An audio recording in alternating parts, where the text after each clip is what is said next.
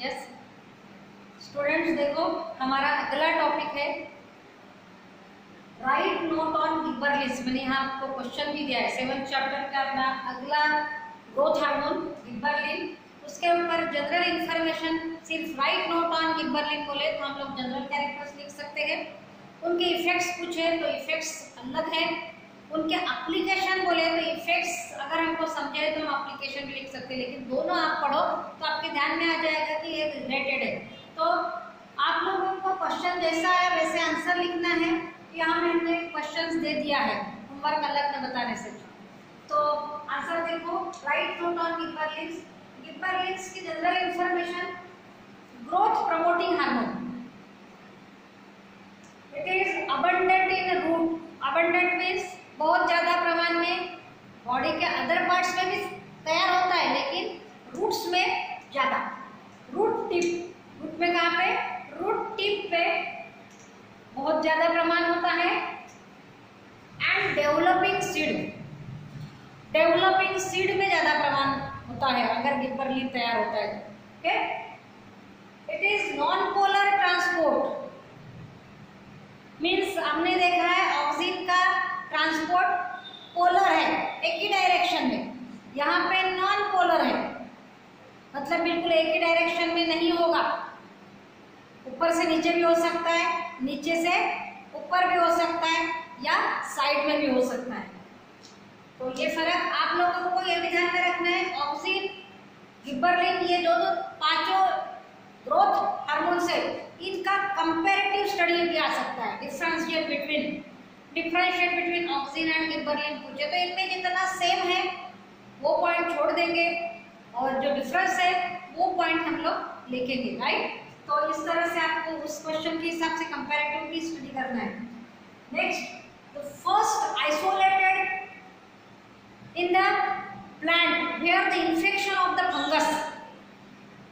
Plant को, एक rice plant को पहले एक तरह की मुर्सी लगी, इसको हम फंगस बोले, एक तरह का फंगस की इन्फेक्शन हुई।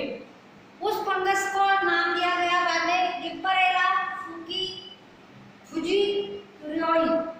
ओके, तो ये वाले जो फंगस है, इस फंगस की जब इन्फेक्शन हुई थी तब उसमें एक तरह का केमिकल ये हुआ और उसका इफेक्ट जब स्टडी किया गया कि जिसको इन्फेक्शन नहीं हुआ उस प्लांट में अलग इफेक्ट्स है और जिसको इन्फेक्शन हुआ है इस फंगस का उसमें अलग इफेक्ट्स है। जब टेस्ट किया गया तो पता चला कि एक पर्टिकुलर केमिकल है, उसको बाद में नाम दिया गया, ये फंगस का नाम है।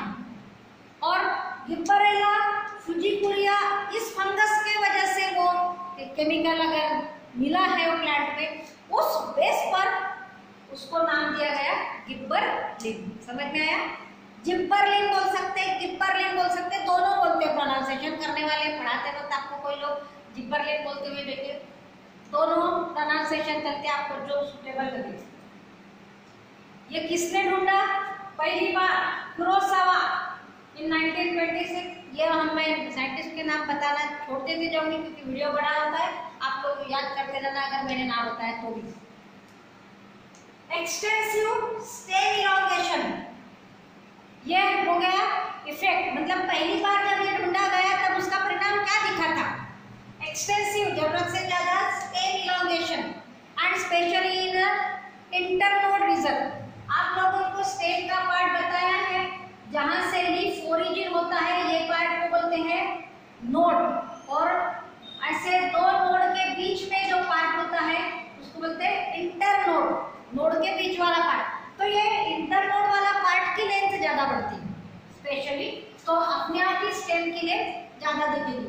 यही इफेक्ट पहली बार देखा गया और ये बाकी प्लांट्स को नहीं था ये इफेक्ट, खाली जिसको इस फंगस का इन्फेक्शन हुआ उसी में ये इफेक्ट दिखा। मतलब हम उसको क्या समझेंगे? डिसीज, बराबर। तो शुरू में ये डिसीज करके फिर उसका हम लोगों ने क्या किया?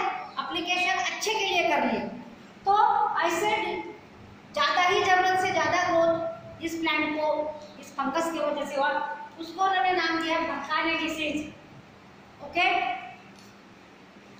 इसको सेपरेट करके उसको क्रिस्टलाइज किया गया, मतलब उस प्लांट के स्टेम को जूस निकाला गया, वो जूस से केमिकल्स होते हैं उसको अलग अलग मेथड से, आपको मेथड्स केमिस्ट्री में बहुत बार पढ़ाए जाएंगे, वो आपको यहाँ पे पढ़ने की जरूरत नहीं।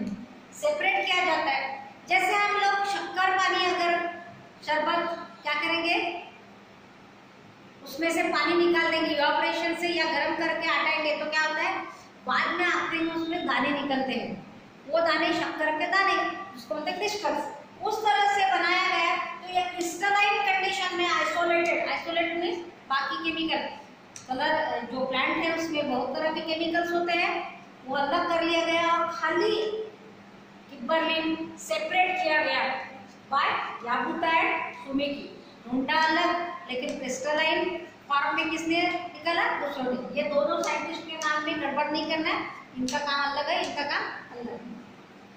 सिंथेसाइज्ड फ्रॉम मेवालोनिक एसिड, इस एसिड से वो बना है, मतलब उसमें ये एसिड है पता चला स्टडी करने के बाद, केमिकल एनालिसिस करने के बाद। इस तरह के और भी स्टडी करने के बाद पता चला कि इस तरह का इफेक्ट देने वाले और भी, मतलब थोड़ा थोड़ा फार्मूला फर्क रहता है, ऐसे 150-150 केमिकल्स निकले, नियर अबाउट 150, और उस हिसाब से उनको फिर नाम दिया गया G1, G2, गिब्बरलिन 1, गिब्बरलिन 2, गिब्बरलिन 3, इस तरह से G150 तक।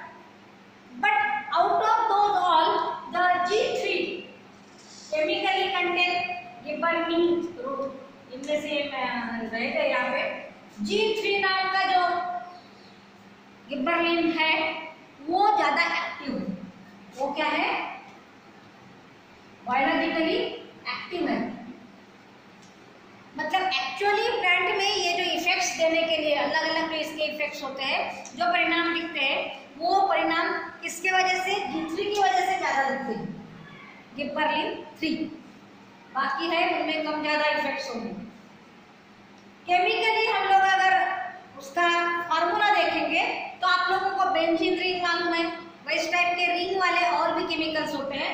तो ऐसे केमिकल्स में गिब्बीन रिंग, अब गिब्बरलिन से gibbane ring and cyclic diterpene with 4 isoprene units, ये केमिकल फार्मूला याद रहा तो बताना, नहीं तो नहीं, क्योंकि हम लोग को यहाँ पर क्वेश्चन कितने मार्क आ सकता है, 2 मार्क या 3 मार्क। मैंने बताते वक्त आपको फॉर्मेट बता रही मैं, लेकिन आप हमेशा ध्यान में रखना कि अगर उस चैप्टर पे मार्क की 2 मार्क का है चैप्टर और विदाउट ऑप्शन, विद ऑप्शन देखे तो 2 मार्क का कंपलसरी में है, तो उसके ऊपर 3 मार्क का पूरा क्वेश्चन नहीं आएगा।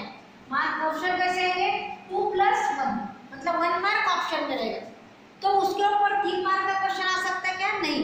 यह हमेशा ध्यान में रखना, हम पढ़ाते वक्त हर बार आपको फॉर्मेट में बता, तो आपको याद रखना है जिस चैप्टर में जैसे मार्किंग रहेगी 3 से मार्क ज्यादा है तो 3 मार्क का जरूर आएगा क्वेश्चन, ओके। तो इस तरह से इसमें भी 9 पॉइंट है, मतलब इसमें भी 3 मार्क का क्वेश्चन, 2 मार्क का क्वेश्चन आ सकता है। डिफरेंस भी आ सकता है ऑक्सीजन और इसमें गिब्बरलिन में, तो ऑक्सीजन और गिब्बरलिन में आप लोग ये जनरल इंफॉर्मेशंस, इफेक्ट्स, एप्लीकेशन सब देखो, पूरे देखने के बाद आपको पता चलेगा कुछ कैरेक्टर जैसे कि वैसे है, सब पे सेम इफेक्ट दिखा है, भले ही केमिकल अलग है, हार्मोन अलग है, ओके। तो हम लोग सिमिलरिटी याद रखेंगे ताकि हमको किसी के ऊपर भी क्वेश्चन आए तो वो पॉइंट्स लिख लेना है सबके लिए, है ना, हमको याद रहने की अलग जरूरत नहीं है। लेकिन जब डिफरेंट का क्वेश्चन आया तो हर बात में उसका डिफरेंस देखना है, जैसे यहाँ पे है नॉन पोलर ट्रांसपोर्ट, ऑक्सीजन में है पोलर ट्रांसपोर्ट, तो ट्रांसपोर्ट के बारे में डिफरेंस हो गया, यस। तो इस तरह से ध्यान में रखिएगा, और ये हो गया general information. Then second topic, write note on the physiological effects of gibberellin and physiological applications of the question. तो ये फिजियोलॉजिकल वर्ड यूज करे ना करे क्वेश्चन में, इफेक्ट्स पूछे तो वही लिखना है, फिजियोलॉजिकल इफेक्ट्स ही होते हैं और उसके वजह से फिर चेंजेस दिखते हैं, समझ रहे। तो खाली इफेक्ट लेके अलग और फिजियोलॉजिकल इफेक्ट यहाँ ऐसा नहीं बोलना है, यहाँ पर इफेक्ट जो हो रहे हो फिजियोलॉजिकल इफेक्ट्स के वजह से ही बाहर इफेक्ट दिखते हैं, मतलब फिनोटाइपिक भी दिखते हैं, अपीयरेंस में भी फर्क दिखता है। तो फर्स्ट पॉइंट देखो, dormancy of seed is broken. Seed तैयार होने के बाद हर प्लांट के सीड को तुरंत जर्मिनेशन नहीं होता और नया प्लांट तैयार नहीं होता। कुछ कुछ सीड को कुछ महीने, 3 महीने, 6 महीने, 1 साल ऐसे जाने देना पड़ता है टाइम, उसी के बाद उसमें प्लांट्स तैयार हो सकता है। समझ में आ रहा है? तो ये पीरियड को बोलते हैं डॉर्मेंसी पीरियड। मैंने आपको यहाँ इसके पहले भी, लेकिन ये डॉर्मेंसी पीरियड को ब्रेक किया जा सकता है, किससे? गिब्बरलिन के वजह से। तो इसका ये एप्लीकेशन में आ जाएगा। लेकिन हमको इफेक्ट्स क्या, तो अगर ब्रेक किया तो क्या होगा? डॉर्मेंसी अगर ब्रेक कर दी गई सीड की तो अपने आप ही क्या होगा? सीड जर्मिनेशन जल्दी होगा, और सीड जर्मिनेशन जल्दी होगा तो उस सीड से प्लांट जल्दी तैयार होगी। तो ये ध्यान में रखो कि किसी सीड को अगर साल भर के बाद बोने के बाद ही नेचुरली प्रोड्यूस हो सकते हैं प्लांट्स, तब तक हम लोगों को कितनी भी चाहने के बाद उससे प्लांट्स तैयार नहीं कर सकते। लेकिन ये गिबरलिन ट्रीटमेंट्स की वजह से क्या होगा? सीड ब्रेक, डॉर्मेंसी अगर ब्रेक किया जाए तो जल्दी प्लांट्स उगा सकते हैं, हम लोग ज़्यादा प्रोडक्शन ले सकते। लेकिन हर प्लांट पे हर केमिकल का एक जैसा इफेक्ट नहीं होता। डाइकोट प्लांट में अलग, मोनोकोट प्लांट में अलग, सीरियल्स में जैसे अलग, या हमारे और जो कुछ पार्ट्स है उसमें अलग। तो ध्यान में रखिएगा इसका इफेक्ट, ये यहाँ पे इतना लिखना है, फिर इसका use. It can promote seed germination. Seed germination promote होता है, क्यों होता है?